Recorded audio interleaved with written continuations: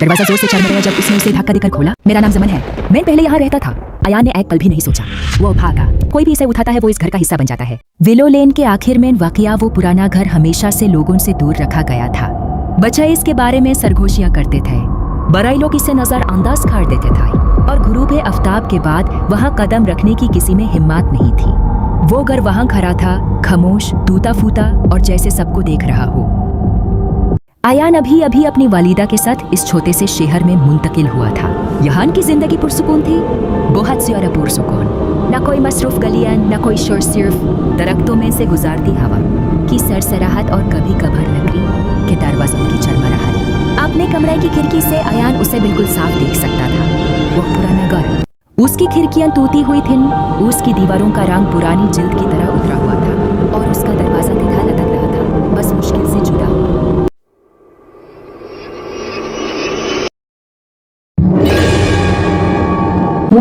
से दूर रहना उसके हमसाए अंकल राशिद ने तनबीह की थी। आज घर से कभी कोई अच्छी चीज सामने नहीं आई, लेकिन इन तनबीहों ने अयान को और ज्यादा मुतजास्सिस बना दिया। एक बरसात भरी दोपहर जब अयान करीबी इलाके में घूम रहा था, उसने कुछ अजीब महसूस किया।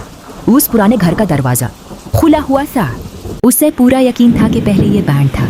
उसका दिल तेज धड़कने लगा। छत से बारिश का पानी टपक रहा था जब वो आहिस्ता आहिस्ता अंदर दाखिल हुआ। बग जुंगली था, झाड़ियों से भरा हुआ और खौफनाक तौर पर बिल्कुल खामोश था। फिर उसने उसे देखा। घर के अंदर हल्की सी रोशनी झिलमिला रही थी। खाया खोए यहाँ रहता है, उसने आहिस्ता से कहा। दरवाजा जोर से चरमराया जब उसने उसे धक्का देकर खोला। हवा में गार्ड फैल गई। सामान सेफ्ट चदरों से ढका हुआ था। गीली लकड़ी और पुरानी चीजों की बू उसके इर्द गिर्द फैल गई। लेकिन कुछ था जो इस सुनसान मंजर से मिलता नहीं था। कदम के निशान, ताजा कदम के निशान। अयान ने उनका एहतियात से पीछा किया। उसकी सांसें भरी हुई थीं। वो उसे कमरे के कोने में रखी एक छोटी लकड़ी की मेज तक ले गए। उस पर एक बैंड रोजनामचा पड़ा था और उसके साथ एक चाबी।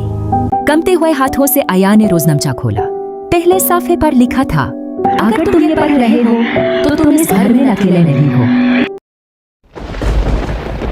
मेरा नाम जमन है, मैं पहले यहाँ रहता था। इस घर में कुछ छुपा हुआ है, ऐसी चीज जिसके लिए लोग कुछ भी कर सकते हैं। अयान की आंखें फैल गईं। क्या यह कोई खजाना है? अचानक डैम, ऊपर से एक तेज आवाज गूंज उठी। अयान जम गया।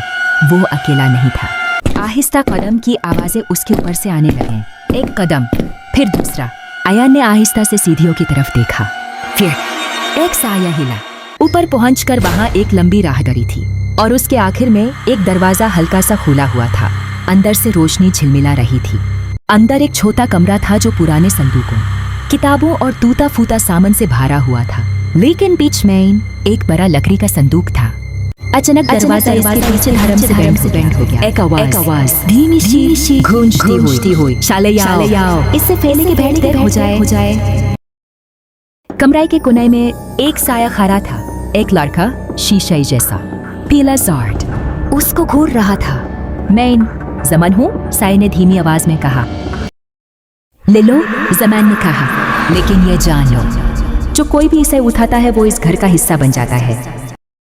अयान ने एक पल भी नहीं सोचा। वो भागा सेरहियों से नीचे, दरवाजे से बाहर, फाटक से पार। अली सुबह अयान ने घर को फिर से देखा। फाटक बंद था, मगर कुछ बदला सा लगा। खामोश, घोटा हुआ, इंतजार करता हुआ। कुछ हफ्तों बाद एक नया खानदान उस घर में रहने आ गया और एक शाम अंदर एक हल्की सी रोशनी फिर से टिमटिमाई। धूल से भरी मेज पर एक डायरी आ गई। इंतजार करती हुई, हर खजाना ढूंढने के लिए नहीं होता और तजासुस कभी कभी ऐसी चीजों तक ले जाता है जिन्हें छूना बेहतर नहीं होता। अगर आपको ये वीडियो अच्छी लगी तो लाइक करें, शेयर करें, सब्सक्राइब करें